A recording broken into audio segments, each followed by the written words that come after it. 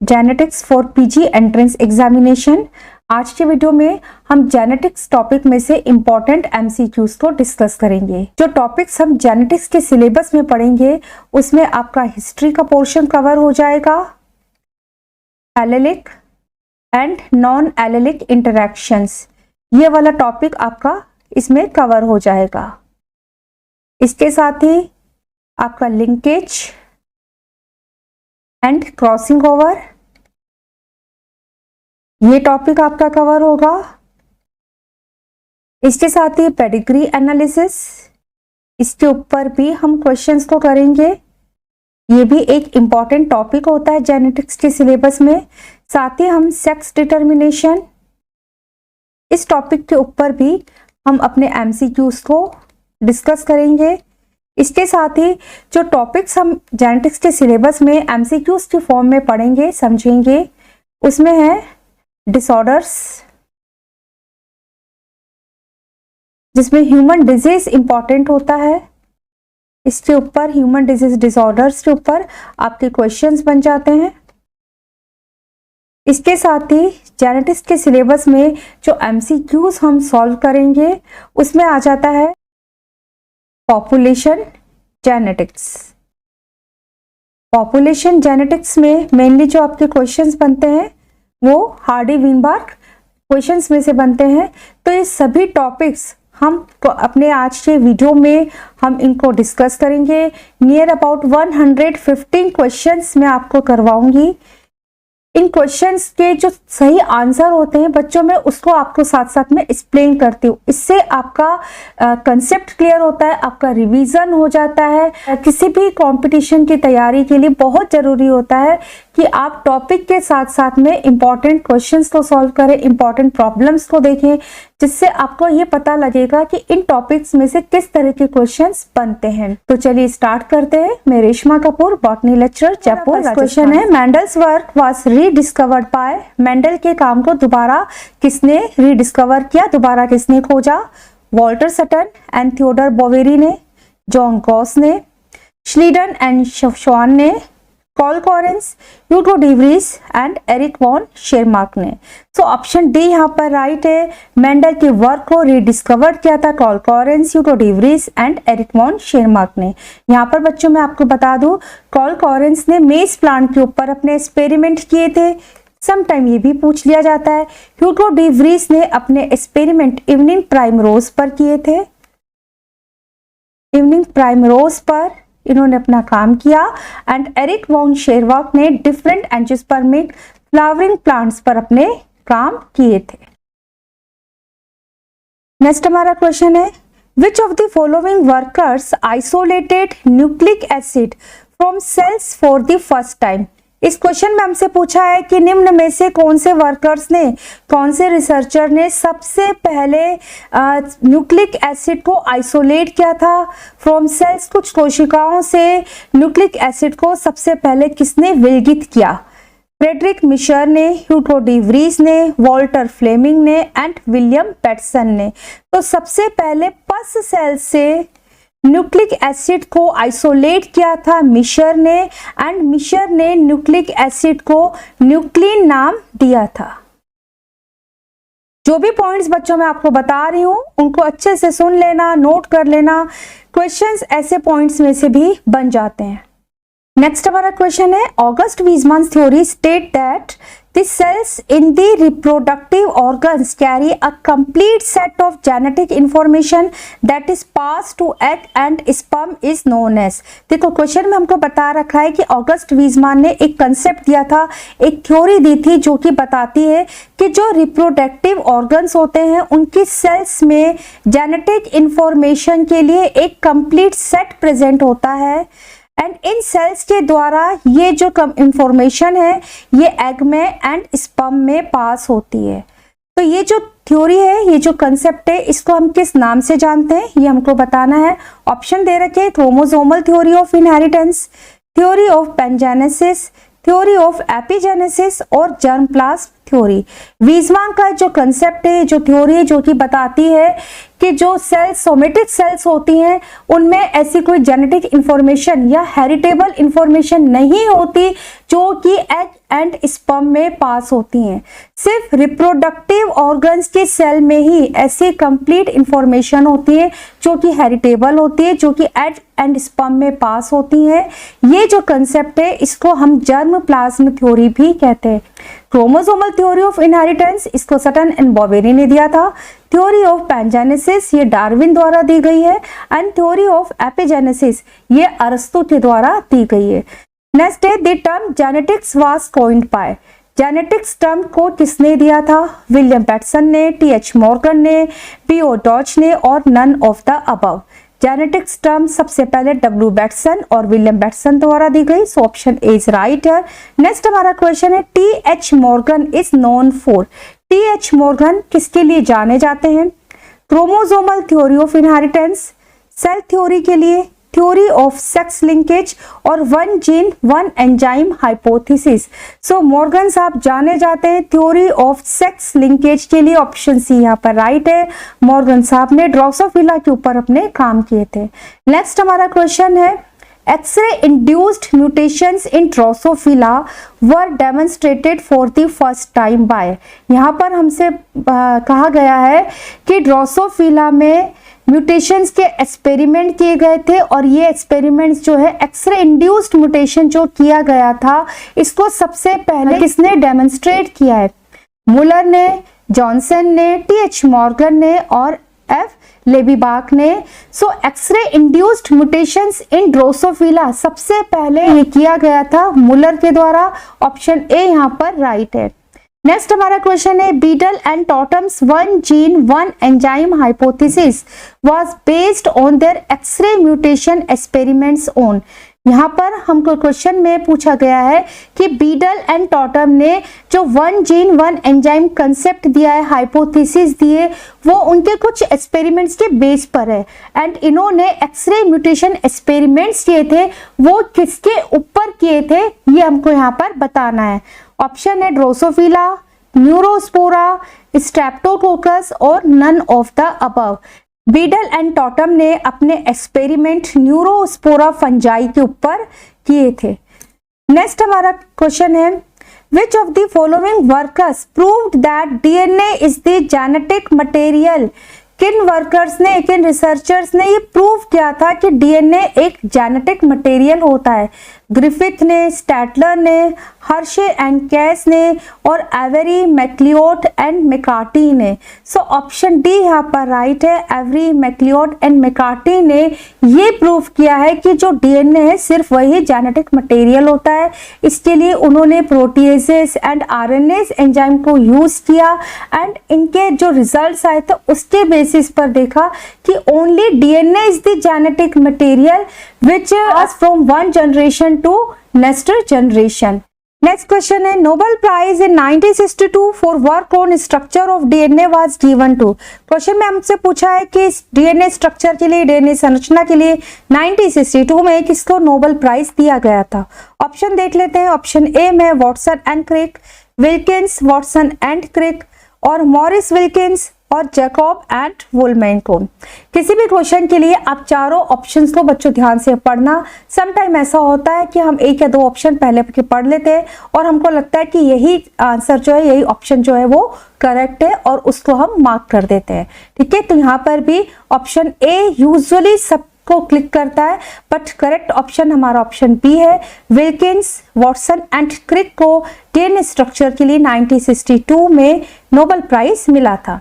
Next हमारा question है, central dogma of molecular biology was proposed by.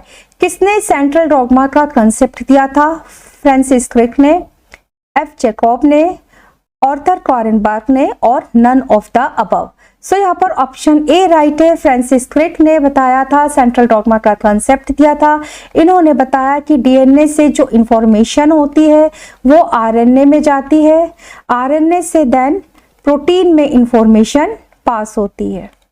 ये जो पूरी मशीनरी है, जो पूरा कंसेप्ट है, इसी को हम सेंट्रल डॉगमा कहते हैं।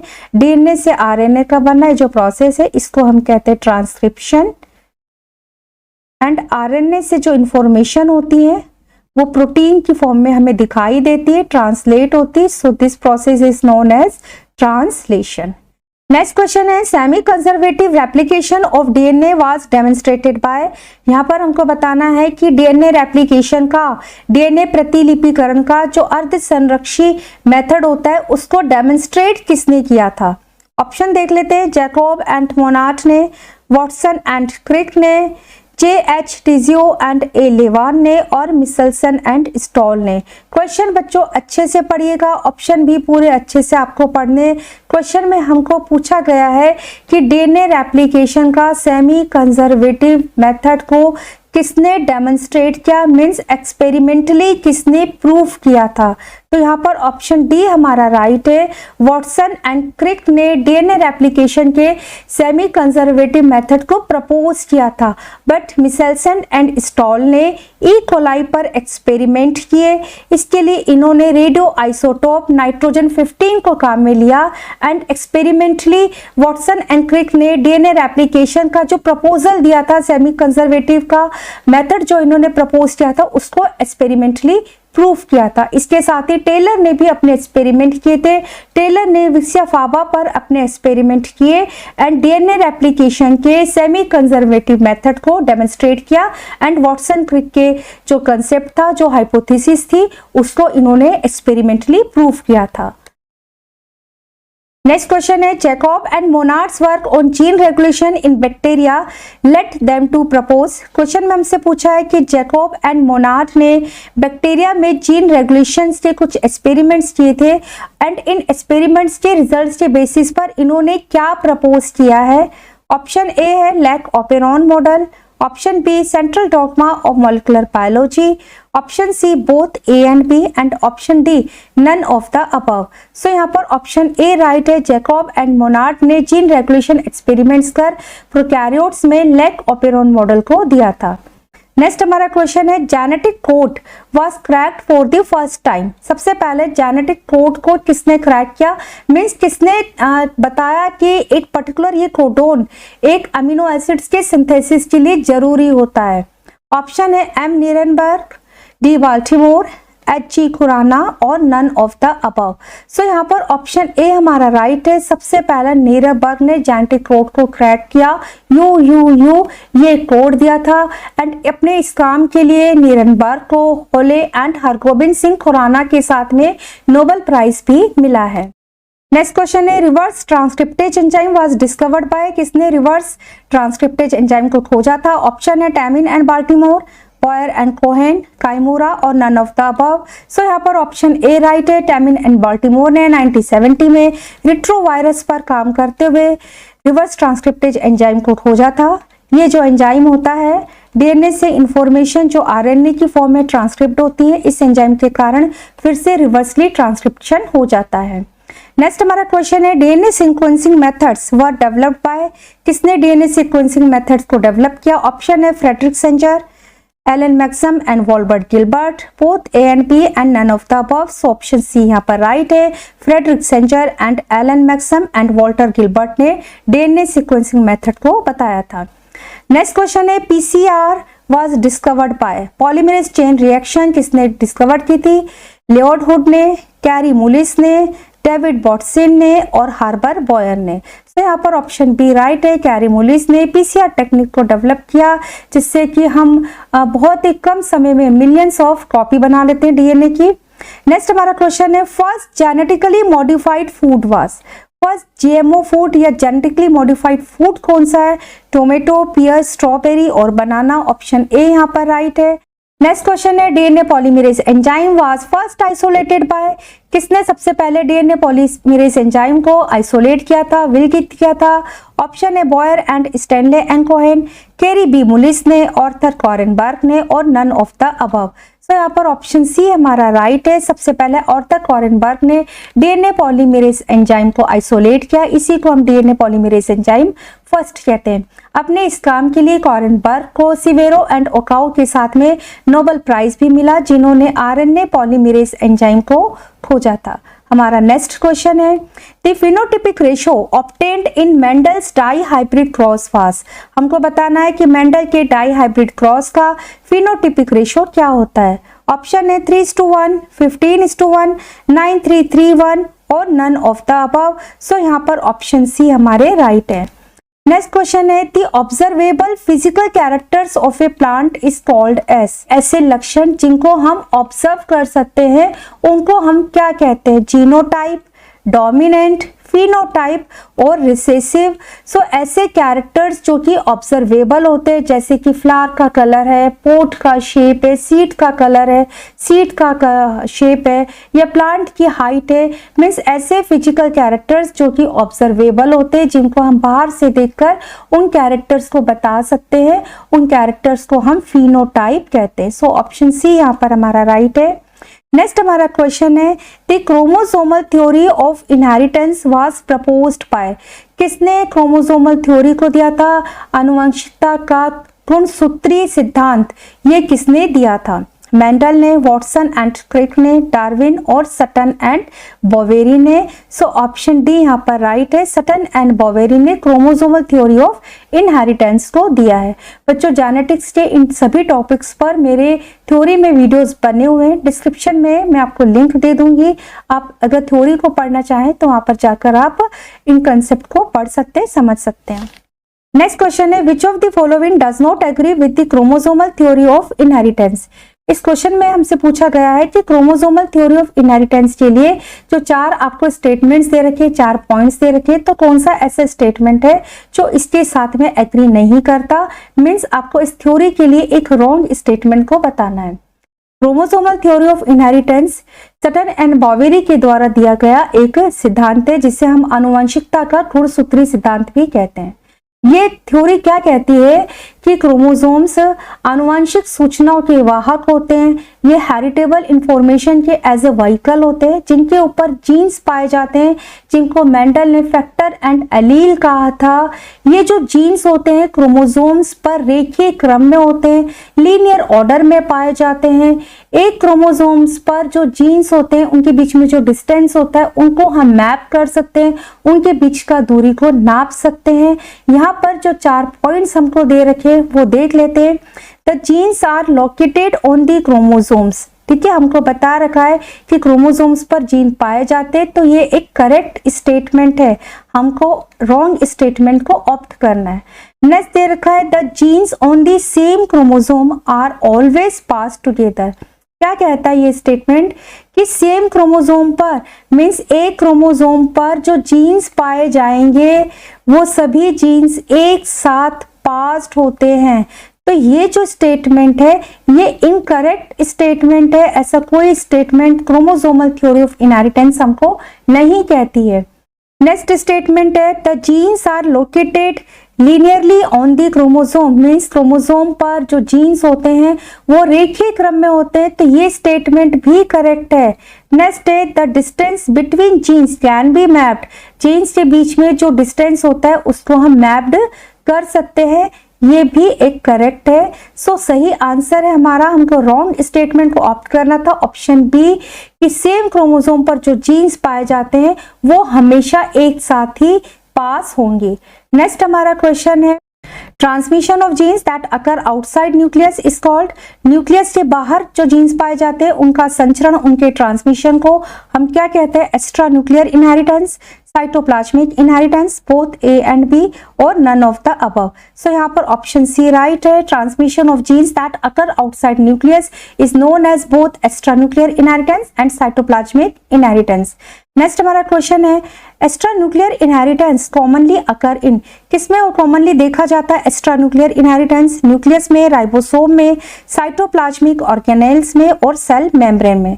तो ऑप्शन बी राइट है। साइटोप्लाज्मिक ऑर्गेनेल्स क्लोरोप्लास्ट है, माइटोकॉन्ड्रिया है, इनके द्वारा भी कुछ कैरेक्टर्स का कंट्रोल होता है। ये भी कुछ कैरेक्टर्स के लिए जीन्स को कैरी करते हैं और इनके द्वारा जो कैरेक्टर्स इनहेरिटेड होते हैं उसको हम एक्स्ट्रा न्यूक्लियर इनहेरिटेंस और साइटोप्लाज्मिक इनहेरिटेंस में इनको हम पढ़ते हैं।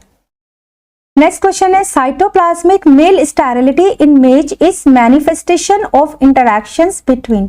यहाँ पर हमको बताना है कि मेज में पाई जाने वाली दिखाई देने वाली साइटोप्लाज्मिक मेल स्टेरिलिटी कोशिका द्रव्य नर बंध्यता किसके इंटरेक्शन के कारण होती है? Chloroplast and nuclear genes, mitochondrial and nuclear genes, chloroplast and mitochondrial genes और cytoplasmic factors and male sterile genes. So यहाँ पर सही ऑप्शन डी है, cytoplasmic male factors and male sterile genes, जो कि न्यूक्लियस में होते हैं। इनके इंटरेक्शन के कारण मेज में साइटोप्लाज्मिक मेल स्टेरिलिटी पाई जाती है। मेज का अगर हम देखें सेल में तो इस तरह से रिस्टोरेशन फैक्टर्स होते हैं जिसको हम RF से डिनोट करते हैं, जो कि न्यूक्लियस में होते हैं, RF एंड साइटोप्लाज्म में जो इसके फैक्टर होते हैं उसको हम S से डिनोट करते हैं। तो इनके बीच में जो इंटरेक्शन होता है उसके कारण ही साइटोप्लाज्मिक मेल स्टेरिलिटी मेज में पाई जाती है। नेक्स्ट क्वेश्चन है, the two organelles responsible for cytoplasmic inheritance among eukaryotes are. तो यहाँ पर हमको बताना है कि साइटोप्लाज्मिक इनहेरिटेंस के लिए कौन से ऐसे दो ऑर्गेनेल्स रिस्पॉन्सिबल होते हैं जिनके कारण कोशिका द्रव्य आनुवंशिकता पाई जाती है, देखी जाती है। ऑप्शन है lysosomes and mitochondria, mitochondria and Golgi complex, chloroplast and mitochondria और chloroplast and lysosomes. So option C यहाँ पर राइट है। नेक्स्ट क्वेश्चन है, after crossing two plants the progenies are found to be male sterile. The phenomenon is found to be maternally inherited and is due to some genes which reside in। यहाँ पर question में हमको बता रखा है कि दो प्लांट्स को क्रॉस किया, क्रॉस के रिजल्टेंट जो प्रोजेनिस हैं वो देखी गई कि वो मेल स्टेराइल है। ठीक है, तो ये जो फिनोमिनोन है इसको एक्सप्लेन किया जा सकता है, इसको बताया जा सकता है कि ये मेटरनली इनहेरिटेड एंड कुछ जीन्स के इंटरेक्शन के कारण है कि जो प्रोजेनिस बन रही है वो मेल स्टेराइल है। तो जो जीन्स हैं ये किस में पाए जाते हैं हमको ये बताना है। ऑप्शन है न्यूक्लियस, क्लोरोप्लास्ट, माइटोकॉन्ड्रिया और साइटोप्लाज्म। सो ऑप्शन ए यहाँ पर राइट है। मेज में रिस्टोरेशन फैक्टर के जीन्स होते हैं जो कि न्यूक्लियस में पाए जाते हैं एंड साइटोप्लाज्म में साइटोप्लाज्मिक फैक्टर्स होते हैं। Cytoplasmic factor and restoration factors के जीन्स के बीच में जब इंटरेक्शन होता है तो मेल स्टेराइल बनते हैं। अगर रिस्टोरेशन फैक्टर की इस तरह से कंडीशन है, हाइब्रिड है, अब जब इंटरेक्शन होगा तो जो हाइब्रिड बनेगी, जो प्रोजेनिस होगी वो फर्टाइल होगी। ठीक है, so maternally inherited factors and genes के इंटरेक्शन के कारण जो मेल स्टेरिलिटी देखी जाती है उसके जो जीन्स हैं वो न्यूक्लियस में पाए जाते हैं। नेक्स्ट क्वेश्चन है, in polygenic inheritance a trait is controlled by two pairs of genes. Two individuals which are heterozygous for both genes crossed each other. Such type of cross produces what phenotypic ratio? इस question में हमको बता रखा है कि polygenic inheritance में कोई trait, कोई character two pairs of genes के द्वारा कंट्रोल्ड होता है एंड टू इंडिविजुअल्स हमने लिए जो कि उन दोनों जीन्स के लिए हेट्रोजाइगस है, इनके बीच में क्रॉस करवाया तो इसके रिजल्टेंट जो प्रोजेनी बनेगी उनका फिनोटिपिक रेशो क्या होगा ये हमको बताना है। देखो पॉलीजेनिक इनहेरिटेंस क्या होती है जिसमें जीन्स का एडिटिव इफेक्ट होता है। जितना ज्यादा डोमिनेंट एलील होगा उतना ज्यादा फिनोटाइप एक्सप्रेस होगा, जितना रिसेसिव एलील होगा उतना कम फिनोटाइप एक्सप्रेस्ड होगा। तो यहाँ पर कोई ट्रेट है, कोई कैरेक्टर है जिसके लिए टू पेयर्स ऑफ जीन्स हैं। लेट्स सपोज हमारे जीन्स हो गए ए बी बी एंड इनकी रिसेसिव फॉर्म हो गई small A small B B. हमने हेट्रोजाइगस पर्सन लिए, मीन्स कंडीशन है A capital B small B, इसका क्रॉस करवा रहे हैं हम capital small A and capital B small B के साथ में। तो हमको बताना है कि इसके रिजल्टेंट जो प्रोजेनी होती है उसका फिनोटिपिक रेशियो क्या होगा। बहुत सिंपल है, पॉलीजेनिक इनहेरिटेंस का एग्जांपल आपने पढ़ा होगा, जैसे कि ह्यूमन में स्किन कलर है। ठीक है, इसका जो F2 जनरेशन में रेशियो आता है ऑप्शन थर्ड यहाँ पर राइट है, 1:4:6:4:1 आता है। एक आता है जिसमें डोमिनेंट एलील प्रेजेंट होते हैं, एक आता है जिसमें दोनों ही जीन्स के रिसेसिव एलील प्रेजेंट होते हैं। जो 6 नंबर में होता है वो इंटरमीडिएट होते हैं हमारे, ये इंटरमीडिएट्स बनते हैं। एंड 4 प्रोजेनी हमको ऐसी मिलती है जिसमें डोमिनेंट एलील्स ज्यादा नंबर में होते हैं। अगर हम स्किन कलर की बात करें तो ये इंटरमीडिएट से डार्कर होंगे। ठीक है, तो इस साइड डार्कर होते हैं एंड ये वाले जो 4 है इसमें रिसेसिव एलील ज्यादा होते हैं, तो इस तरह से ये इंटरमीडिएट से लाइटर होते हैं। ठीक है, तो बच्चों आप लोग जो इंपॉर्टेंट क्रॉसेज है, आपने जो भी एग्जाम्पल्स पढ़े हैं इनहेरिटेंस को समझने के लिए, उनके रेशियो आपको याद होने चाहिए। नेक्स्ट क्वेश्चन है, genes for cytoplasmic male sterility in plants are generally located in. Cytoplasmic male sterility जो कि प्लांट्स में देखी जाती है, इसके जीन्स जनरली कहाँ पाए जाते हैं? माइटोकॉन्ड्रियल जीनोम में, साइटोसोल में, क्लोरोप्लास्ट जीनोम में एंड न्यूक्लियर जीनोम में। सो ऑप्शन डी यहाँ पर राइट है। नेक्स्ट हमारा क्वेश्चन है, heterozygous individuals that can pass on recessive abnormal conditions even if not expressing the disease are. ठीक है, यहाँ पर बच्चों क्वेश्चन में हमसे कहा गया है कि हेट्रोजाइगस इंडिविजुअल्स है जो कि रिसेसिव को पास करता है, मीन्स उस एबनॉर्मल कंडीशन के लिए इसके पास में रिसेसिव एलील प्रेजेंट होता है। रिसेसिव एलील को ये पास कर सकता है, लेकिन फिर भी ये जो डिजीज है, ये जो एबनॉर्मेलिटी है, इसमें एक्सप्रेस नहीं होती। ठीक है, तो ऐसे हेट्रोजाइगस इंडिविजुअल्स क्या कहलाते हैं? कैरियर्स होते हैं, फिनोटिपिकली चैलेंज्ड होते हैं, रिसेसिवली कॉम्प्रोमाइज्ड होते हैं और जाइगोटिक कहते हैं इनको। सो ऑप्शन ए यहाँ पर राइट है। ऐसे हेट्रोजाइगस इंडिविजुअल्स जिनके लिए किसी एबनॉर्मल कंडीशन या किसी डिजीज के लिए रिसेसिव एलील प्रेजेंट होता है, लेकिन ये डिजीज इनमें तो एक्सप्रेस नहीं होती, बट ये डिजीज के एलील को ये नेक्स्ट जनरेशन में पास कर सकते हैं। ऐसे हेट्रोजाइगस इंडिविजुअल्स कैरियर और वाहक कहलाते हैं। नेक्स्ट हमारा क्वेश्चन है, the hybrid produced by cytoplasmic fusion is called. Cytoplasmic fusion के द्वारा जो हाइब्रिड प्रोड्यूस होता है, जो बनता है, उसको हम क्या कहते हैं? Sexual hybrid, parasexual hybrid, somatic hybrid और protoplastic hybrid. So cytoplasmic fusion के रिजल्टेंट जो हाइब्रिड्स बनते हैं उनको हम सोमेटिक हाइब्रिड्स कहते हैं। ऑप्शन सी यहाँ पर हमारा राइट है।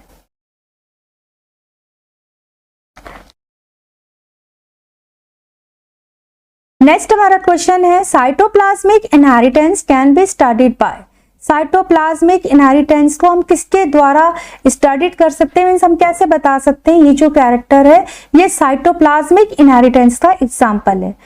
ऑप्शन है test cross, back cross, reciprocal cross और none of the above. So option C यहाँ पर राइट है। साइटोप्लाज्मिक इनहेरिटेंस को हम रेसिप्रोकल क्रॉस या व्युत्क्रम क्रॉस, जिसमें पेरेंट्स को अगर हम चेंज कर देते हैं तो रिजल्ट चेंज हो जाते हैं, ऐसे क्रॉस को हम रेसिप्रोकल क्रॉस कहते हैं। एंड इन क्रॉसेस के रिजल्टेंट हम बता सकते हैं किसी भी कैरेक्टर के लिए, किसी भी ट्रेड के लिए कि साइटोप्लाज्मिक इनहेरिटेड है और ये न्यूक्लियर जीन के द्वारा इनहेरिटेड होता है। रेसिप्रोकल क्रॉस के लिए हमने जैसे एक पेरेंट के लिया, इसका क्रॉस कराया, किसी एक कैरेक्टर के लिए हमने एक प्लांट फीमेल बना दिया, ये हमारा ए प्लांट है जो कि मेल है एंड फीमेल प्लांट हमारा बी है। ठीक है, अब यहाँ पर हम क्रॉस करवा रहे हैं तो कोई फिनोटाइप ए बी आया है। ठीक है, लेकिन अगर हमने अब अपने क्रॉस को बदल दिया, ठीक है, बी को हमने मेल कर दिया एंड ए को हमने फीमेल कर दिया, तो अब जो फिनोटाइप आता है ये इसके सेम नहीं है। ठीक है, नॉट सेम। तो ऐसा क्रॉस जो है ये रेसिप्रोकल क्रॉस होता है, जिसमें रिजल्ट चेंज हो जाते हैं अगर वो कैरेक्टर साइटोप्लाज्मिक इनहेरिटेड होता है या साइटोप्लाज्मिक फैक्टर के द्वारा वो कंट्रोल्ड होता है। नेक्स्ट क्वेश्चन है, in case of inheritance of one gene phenotypic ratio 3:1 can be explained on the basis of. Means यहाँ पर हमको कहा जा रहा है कि एक जीन की इनहेरिटेंस के केस में अगर हमको फिनोटिपिक रेशियो 3:1 मिलता है तो इसको हम किसके बेसिस पर एक्सप्लेन कर सकते हैं? ऑप्शन है इनकम्प्लीट डोमिनेंस के बेसिस पर, या कोडोमिनेंस के बेसिस पर, या डोमिनेंस के बेसिस पर और लिंकेज के बेसिस पर। तो एक जीन के इनहेरिटेंस की हम स्टडी कर रहे हैं और हमको प्रोजेनिस में 3:1 का रेशियो मिलता है, तो इसको हम आसानी से लॉ ऑफ डोमिनेंस के द्वारा एक्सप्लेन कर सकते हैं। So option C is right here. Next हमारा क्वेश्चन है, in 4 o'clock plant normal leaves A and variegated leaves B occur in different plants. If B male is crossed with A female, the hybrid progeny has normal leaves, but when B female is crossed with A male, the hybrid has variegated leaves. It is a case of, यहाँ पर हमको पता रखा है कि A जो है ये normal leaves plant की है and B ये वेरीगेटेड लीव्स है। ठीक है, एक केस हमने क्या लिया कि बी को हमने एज ए मेल लिया एंड ए को हमने एज ए फीमेल लिया, क्रॉस करवाया, जो प्रोजेनी आई है उसमें हमने क्या देखा है कि नॉर्मल लीव्स बनती है, लेकिन हमने अब क्रॉस में चेंज कर दिया है, हमने ए को अब मेल कर दिया है एंड बी को हमने फीमेल कर दिया है। ठीक है, अब हम क्रॉस करवा रहे हैं तो जो प्रोजेनी बन रही है उसमें वेरिकेटेड लीव्स हो रही हैं, तो ये किसका एग्जाम्पल है, मीन्स इस तरह का इनहेरिटेंस हम देख रहे हैं, तो ये किसका स्टडी कर सकते हैं, इसमें म्यूटेशन है, ये साइटोप्लाज्मिक इनहेरिटेंस का एग्जाम्पल है, ये कॉम्प्लीमेंट्री जीन्स के कारण है या सप्लीमेंट्री जीन्स के कारण है। तो ऐसा कैरेक्टर, ऐसा कोई ट्रेट जिसमें कि हम रेसिप्रोकल क्रॉस कंडक्ट कराते हैं, मीन्स जब हम मेल एंड फीमेल पेरेंट्स को हम चेंज कर देते हैं तो हमारे रिजल्ट्स भी चेंज हो जाते हैं, वो साइटोप्लाज्मिक इनहेरिटेंस के कारण होता है। सो ऑप्शन बी हमारा यहाँ पर राइट है। नेक्स्ट हमारा क्वेश्चन है, if a gene is found on X chromosome only then it is said to be, ऐसा जीन जो कि केवल एक्स क्रोमोसोम पर पाया जाता है तो इसको हम क्या कहते हैं, एक्स लिंक्ड है, वाई लिंक्ड, सेक्स लिंक्ड रेट है और एक्स वाई लिंक्ड है। तो ऐसा जो जीन जो कि सिर्फ एक्स क्रोमोसोम पर पाया जाता है ये एक्स लिंक्ड होता है। नेक्स्ट हमारा क्वेश्चन है, if a couple has 4 girls the probability of 5th child being male is, यहाँ पर क्वेश्चन में हमसे कहा जा रहा है कि एक कपल जिनकी 4 लड़कियां हैं उनके 5वां जो बेबी होता है, 5वां जो चाइल्ड होता है उसके मेल होने की कितनी प्रोबेबिलिटी है, कितनी संभावना है कि उनका जो 5वां बच्चा होगा वो मेल होगा। ऑप्शन है 50%, 25%, 75% या 100%। तो जो बच्चा होगा वो मेल होगा या फीमेल होगा, एवरी टाइम जो इसके चांसेस होते हैं, इसकी प्रोबेबिलिटी होती है वो 50-50% होती है। So option 1 is right here. पहले चाहे कितनी भी गर्ल्स हो, नेक्स्ट जो आउटकम आएगा वो पहले के आउटकम से अफेक्टेड नहीं होता है। ठीक है, एवरी केस में, एवरी कंडीशन में जो बेबी बनेगा वो लड़का होगा या लड़की होगी, इसकी जो संभावना होती है एवरी केस में वो 50-50% होती है। नेक्स्ट क्वेश्चन है, sex linked traits include colour blindness, male pattern baldness, haemophilia और all of the above. So option D यहाँ पर राइट है, haemophilia, colour blindness, male pattern baldness, ये तीनों ही कैरेक्टर सेक्स लिंक्ड ट्रेट्स हैं। नेक्स्ट क्वेश्चन है, haemophilia is a sex linked recessive trait in humans if a father and a son are both haemophilics but the mother is normal, her genotype must be. यहाँ पर हमको question में बता रखा है कि हीमोफीलिया जो कि ह्यूमंस में सेक्स लिंक्ड एक रिसेसिव ट्रेट है, फादर एंड सन दोनों ही हीमोफिलिक्स हैं। ह्यूमंस में, मेल्स में हीमोफीलिया कब होता है, मेल्स में एक एक्स क्रोमोसोम पर अगर हीमोफीलिया के लिए एक भी recessive gene, recessive allele present है तो इस मेल्स में हीमोफीलिया हो जाता है। फीमेल्स में 2 एक्स क्रोमोसोम होते हैं, ठीक है, दोनों एक्स क्रोमोसोम पर अगर हीमोफीलिया के रिसेसिव जीन होमोजाइगस कंडीशन में होंगे तब फीमेल्स में हीमोफीलिया होगा। तो यहाँ पर हमको बता रखा है कि जो फादर हैं, जो सन है, दोनों ही हीमोफिलिक्स हैं, मीन्स इनका जो जीनोटाइप है वो XHY है। लेकिन जो इनकी मदर है नॉर्मल है, तो उनका जीनोटाइप क्या होगा। अब देखो, मदर में हीमोफीलिया का एक कैरियर एलील, कैरियर जीन जरूर प्रेजेंट होगा, तभी उस मदर का जब मैरिज हुआ है इस मेल के साथ में तो जो सन है वो भी हीमोफिलिक है। ठीक है, क्योंकि सन में जो एक्स क्रोमोसोम होता है वो हमेशा मदर से आएगा। ठीक है, तो मदर का जीनोटाइप क्या होगा, ऑप्शन देख लेते हैं, SHSH। अगर मदर के जीनोटाइप में XH है, मीन्स दोनों ही रिसेसिव एलील है तो मदर हीमोफिलिक होगी। सो ये ऑप्शन यहाँ पर रॉन्ग हो जाएगा। ठीक है, SHXH ये ऑप्शन भी यहाँ पर रॉन्ग हो जाएगा क्योंकि ये एक रिसेसिव ट्रेट है। नेक्स्ट है SHY, ये ऑप्शन भी मदर के लिए सही नहीं है क्योंकि फीमेल में Y क्रोमोसोम नहीं होता। ऑप्शन बी यहाँ पर राइट है, HH एंड XH। एक रिसेसिव एलील मदर के पास में होगा लेकिन ये हेट्रोजाइगस कंडीशन में, इसलिए हीमोफिलिक जो कंडीशन है वो मदर में या फीमेल में नहीं देखी जाएगी। फीमेल में देखने के लिए जरूरी है कि इसके पास में हीमोफीलिया के लिए होमोजाइगस रिसेसिव एलील्स प्रेजेंट हो। सो ऑप्शन बी हमारा यहाँ पर राइट है। नेक्स्ट हमारा क्वेश्चन है which of the following gives information about the phenotype but not the genotype. यहाँ पर हमको बताना है कि कौन सा ऐसा एक है जिससे सिर्फ फिनोटाइप की इंफॉर्मेशन मिलेगी, उससे हमें जीनोटाइप की इंफॉर्मेशन नहीं मिल रही। XHY haemophilic man, tall pea plant और female carrier for colour blindness. तो यहाँ पर हमको सिर्फ ऐसा एक ऑप्ट करना है जो कि हमें सिर्फ फिनोटाइप बता रहा है।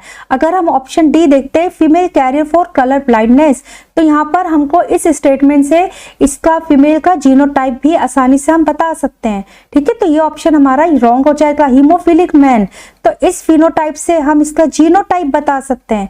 इस तरह ये जो जीनोटाइप है ये आसानी से बता रहा है कि ये जो जीनोटाइप है ये हीमोफिलिक मैन के लिए होगा, इसका फिनोटाइप हीमोफिलिक मैन होगा। नेक्स्ट हमारा ऑप्शन है option C tall pea plant.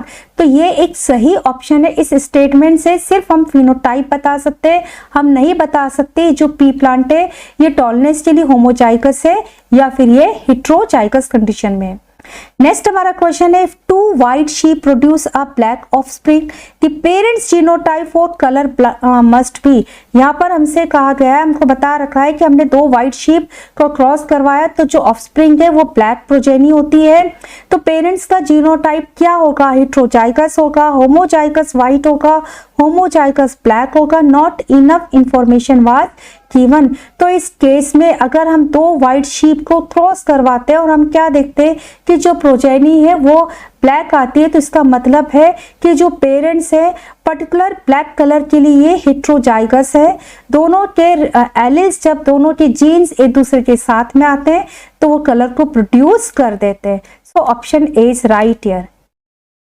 Next हमारा क्वेश्चन है in Drosophila fruit flies eye colour is sex linked and red eye colour is dominant to white eye colour. Which of the following are not possible in a cross between a red-eyed male and a heterozygous female? इस question में हमको बता रखा है कि Drosophila में जो आई colour का कैरेक्टर है वो सेक्स लिंक्ड है। ड्रोसोफिला में आई कलर के जीन एक्स क्रोमोसोम पर प्रेजेंट होते हैं and red eye colour dominant होता है व्हाइट आई कलर पर। हमने एक क्रॉस में रेड आइड मेल लिए इनका क्रॉस करवाया है कलर के हेटेरोजाइगस फीमेल के लिए। तो इस क्रॉस के रिजल्टेंट हमको कौन सा ऐसा कॉम्बिनेशन है जो कि हमारे को इस क्रॉस से नहीं मिलेगा। तो यहाँ पर बच्चों पहले हम एक क्रॉस परफॉर्म करवा लेते हैं। ये हेटेरोजाइगस फीमेल दो एक्स क्रोमोसोम के साथ में, ये इसका W+ और ये W। तो ये हेटेरोजाइगस कंडीशन है फीमेल के लिए। क्रॉस करवा रहे हैं हम रेड आइड मेल के लिए। कलर के लिए जो जीन होता है वो एक्स क्रोमोसोम पर प्रेजेंट होता है। वाइल्ड टाइप को या डोमिनेंट को हम प्लस से डिनोट करते हैं। सो ये हमारे हो गए मेल जो कि रेड आई के हैं, रेड आइड मेल। यहाँ पर जो गैमीट्स बनेंगे एक गैमीट में W+ और एक में W। यहाँ पर जो गैमीट्स बनेंगे एक गैमीट में W+ और ये दूसरा इसका Y गैमीट। क्रॉस करवाया कॉम्बिनेशन में W+ एंड W+। तो ये जो फीमेल आ रही है ये रेड आइड की है, ठीक है, रेड आइड फीमेल। यहाँ पर हम इससे क्रॉस हुआ W+ एंड ये जो मेल्स आए हैं ये भी रेड आइड मेल्स हैं। यहाँ पर देखें तो W+ एंड W। तो ये हेटेरोजाइगस फीमेल्स आ गई बट ये रेड आइड है, ठीक है। एंड यहाँ पर W के साथ में ये व्हाइट आइड फीमेल हो गए, सॉरी मेल हो गए, ठीक है, व्हाइट आइड मेल। तो हमको क्या मिला है? हमको फीमेल्स मिली है रेड आइड जो कि होमोजाइगस है, हमको फीमेल्स मिली है रेड आइड जो कि हेटेरोजाइगस है, हमको मेल्स मिले हैं जो कि रेड आइड एंड व्हाइट आइड है। ऑप्शन में देख लेते हैं, रेड आइड मेल्स हमको मिलेंगे, व्हाइट आइड मेल्स ये भी हमको मिले, कैरियर फीमेल्स मीन्स हेटेरोजाइगस ये भी हमको मिले। हमको क्या नहीं मिला है? हमको होमोजाइगस व्हाइट आइड फीमेल नहीं मिले हैं, ठीक है। तो इस कॉम्बिनेशन में हमको क्या नहीं मिलेगा? ऑप्शन डी राइट है, होमोजाइगस व्हाइट आइड फीमेल अगर हम ये क्रॉस परफॉर्म कराते हैं तो हमको नहीं मिलेंगे। नेक्स्ट हमारा क्वेश्चन है carriers for the colour blindness trait include men who heterozygous for the trait, men who homozygous for the trait, women who are heterozygous for the trait और women who are homozygous for the trait। ठीक है, तो हमको carriers बताने colour blindness के लिए। तो career हमेशा जो है फीमेल्स होती हैं, एंड जब फीमेल्स हेट्रोजाइगस कंडीशन में होती हैं तो उनमें कलर ब्लाइंडनेस दिखाई नहीं देती, लेकिन वो इस डिजीज के लिए कैरियर होती है। तो ऑप्शन सी यहाँ पर हमारा राइट है। नेक्स्ट हमारा क्वेश्चन है, नॉर्मल ह्यूमन एग्स है। एक नॉर्मल ह्यूमन एग्स में क्या होता है, क्या रखता है? 22 autosomes and an X chromosome, 22 autosomes and a Y chromosome, 23 autosomes और 46 क्रोमोसोम। ह्यूमन एग जो कि मियोसिस के रिजल्टेंट बनता है, उसमें 22 ऑटोसोम्स होते हैं एंड इसके साथ ही एक एक्स क्रोमोसोम होता है। सो ऑप्शन ए यहाँ पर राइट है। नेक्स्ट हमारा क्वेश्चन है, a plant of F1 generation has genotype capital A, capital B, small b, capital C, small c। On selfing of this plant what is phenotypic ratio in F2 generation. हमको बताना है कि एक plant का F1 generation में genotype है capital A, capital B, small b, capital C, small c। इसका हमने सेल्फिंग करा दिया। तो हमको बताना है कि F2 जनरेशन में इसका फिनोटिपिक रेशियो क्या होगा। 3:1, 9:3:1, 1:1 और 27:9, 9, 9, 3, 3, 3 और 1। ठीक है, तो हमको बताना है कि इसका फिनोटिपिक रेशियो क्या आएगा F2 जनरेशन में अगर हम इन जीन्स के लिए, इस जीनोटाइप के लिए F1 जनरेशन की सेल्फिंग कराते हैं। तो यहाँ पर बच्चों आपको 3 जीन्स दिए हुए हैं, लेकिन अगर आप ध्यान से देखेंगे तो ये एक सिंपल डाई हाइब्रिड क्रॉस है। सिर्फ 2 जगह पर हेट्रोजाइगोसिटी हमको दिखाई दे रही है। तो डाई हाइब्रिड क्रॉस में जो F2 जनरेशन का फिनोटिपिक रेशियो होता है वो 9:3:1 होता है। सो ऑप्शन बी हमारा यहाँ पर राइट है। अगर हम इस जीनोटाइप के साथ में F1 जनरेशन की सेल्फिंग कराते हैं तो हमको F2 जनरेशन में फिनोटिपिक रेशियो 9:3:3:1 मिलेगा। नेक्स्ट हमारा क्वेश्चन है, maize has 10 pairs of chromosomes, how many linkage groups are present. हमको क्वेश्चन में बता रखा है कि मक्का में क्रोमोसोम्स के 10 युग्म होते हैं, 10 पेयर्स प्रेजेंट होते हैं। तो इनमें लिंकेज ग्रुप कितने होंगे ये हमको बताना है। 0, 5 होंगे, 5 होंगे, 10 होंगे, 20 होंगे या 40 होंगे। एक क्रोमोसोम पर जितना भी जीन्स प्रेजेंट होता है वो सब मिलकर उसका एक लिंकेज ग्रुप बनाते हैं। तो ये सारे जीन्स मिलकर बनाएंगे एक linkage group. And total linkage group कितने होंगे, जितने नंबर में किसी गैमिट में, किसी हैप्लॉइड सेल में क्रोमोसोम प्रेजेंट होते हैं। मक्का के केस में हमको दे रखा है 10 पेयर्स ऑफ क्रोमोसोम। इसके हैप्लॉइड कंडीशन में 10 क्रोमोसोम्स होंगे। ठीक है, एक क्रोमोसोम पर सभी जीन्स मिलकर एक लिंकेज ग्रुप बना रहे। इसी तरह 10 क्रोमोसोम पर मिलने वाले सभी जो जीन्स होंगे वो मिलके 10 लिंकेज ग्रुप बना देंगे। सो ऑप्शन बी यहाँ पर राइट है। तो इस तरह से बच्चों आप लोगों ने ध्यान में रखना है, जितना नंबर ऑफ क्रोमोसोम प्रेजेंट होता है इन हैप्लॉइड कंडीशन और इन हैप्लॉइड गैमेट, उतना ही लिंकेज ग्रुप प्रेजेंट होता है। ह्यूमन के केस में मैं आपको बता दूं, स्पेशली आप ध्यान में रख लेना, ह्यूमन के केस में जो लिंकेज ग्रुप होंगे वो 23 होंगे। ठीक है, क्योंकि ह्यूमन में 23 पेयर्स ऑफ क्रोमोसोम पाए जाते हैं डिप्लॉइड कंडीशन में। ठीक है, 2n में 23 पेयर्स ऑफ क्रोमोसोम्स होते हैं। लेकिन अगर आपको ऐसे पूछा हो कि ह्यूमन मेल में कितना लिंकेज ग्रुप प्रेजेंट होगा, तो ह्यूमन मेल्स में 22 होंगे ऑटोसोम्स के, एक लिंकेज ग्रुप एक्स क्रोमोसोम का एंड एक लिंकेज ग्रुप जो वाई क्रोमोसोम पर प्रेजेंट होंगे। तो टोटल ह्यूमन मेल्स की कंडीशन में 24 लिंकेज ग्रुप पाए जाएंगे।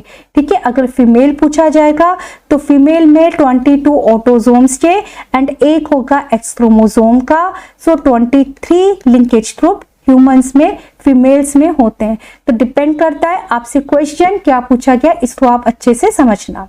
नेक्स्ट हमारा क्वेश्चन है, x linked recessive gene generally easily express in, क्या बता रखा है कि ऐसा जीन जो कि एक्स लिंक्ड है, मीन्स एक्स क्रोमोसोम पर पाया जाता है और वो रिसेसिव है, तो वो जनरली किस में आसानी से एक्सप्रेस्ड हो जाता है, मेल्स में, फीमेल्स में equal in male and female और नॉट इजिली एक्सप्रेस। तो ऐसा जीन जो कि एक्स लिंक्ड होता है, एक्स क्रोमोसोम पर पाया जाता है, रिसेसिव भी होता है, वो मेल्स में इजिली एक्सप्रेस्ड हो जाता है क्योंकि मेल्स में एक ही एक्स क्रोमोसोम होता है और जैसे ही रिसेसिव कंडीशन आई मेल्स में ये जीन एक्सप्रेस्ड हो जाएगा एंड मेल में जैसे हीमोफीलिया का है तो उनको डिजीज हो जाएगी।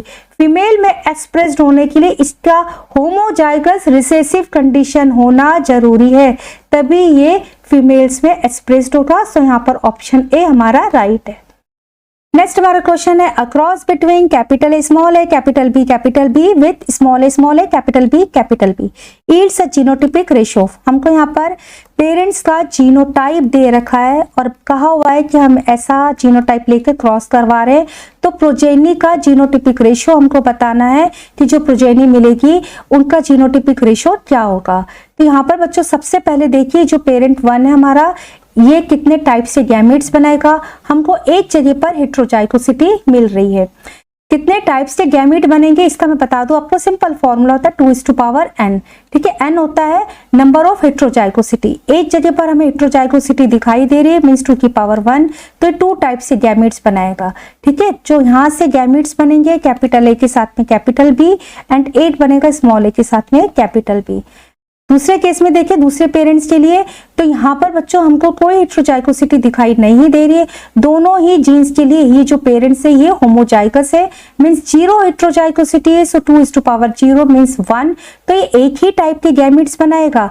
तो यहाँ से जो गैमेट्स बनेंगे उसमें स्मॉल ए के साथ में कैपिटल बी जीन्स या एलिल्स प्रेजेंट होंगे। अब इस केस को लेते हमने क्रॉस करवाया, capital A capital B small A capital B, तो इस रेशियो में हमको प्रोजेनी मिलेगी। सो ऑप्शन ए हमारा यहाँ पर राइट हो जाएगा। 1 मिलेगा capital A capital B genotype का प्रोजेनी एंड एक रेशियो में मिलेगी small A and capital B के साथ में प्रोजेनी। नेक्स्ट क्वेश्चन है मेंडेलियन रेशियो 9:3:1:2। इसके कारण मेंडल को 9:3:3:1 रेशियो मिला था। Law of segregation, law of purity of gametes, law of independent assortment और law of unit characters. So option C यहाँ पर राइट है। नेक्स्ट क्वेश्चन है how many types of gametes are produced in F1 generation of a try hybrid.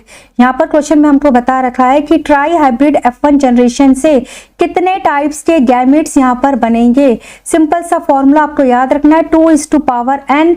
n होता है number of heterozygosity. आपको try hybrid F1 generation दे रखिए means 3 जगह पर हेट्रोजाइगोसिटी है, ठीक है। कुछ इस तरह का आपका कॉम्बिनेशन होगा, तो यहाँ पर 3 जगह पर हेट्रोजाइगोसिटी है, 2:3 हो जाएगा मीन्स 8 टाइप्स के गैमेट्स यहाँ पर बनेंगे। ऑप्शन सी यहाँ पर राइट है।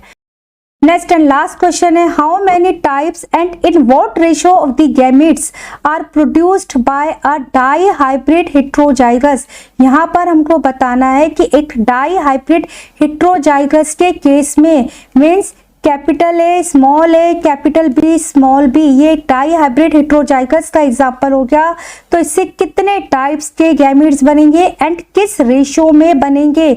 2 जगह पर हेट्रोजाइगोसिटी 2:2 मीन्स ये 4 टाइप्स के गैमेट्स बनाएगा एंड जो गैमेट्स बनते हैं बच्चों वह इक्वल नंबर में बनते हैं, ठीक है। सो 4 टाइप्स के गैमेट्स बनेंगे 1:1:1:1 के रेशियो में बनेंगे। सो ऑप्शन डी हमारा यहाँ पर राइट है। आज हमने जेनेटिक्स में से फर्स्ट 50 क्वेश्चंस को सॉल्व किया है। आगे हम कुछ और इंपॉर्टेंट क्वेश्चंस को सॉल्व करेंगे जेनेटिक्स के सिलेबस को कवर करते हुए। Thank you so much students.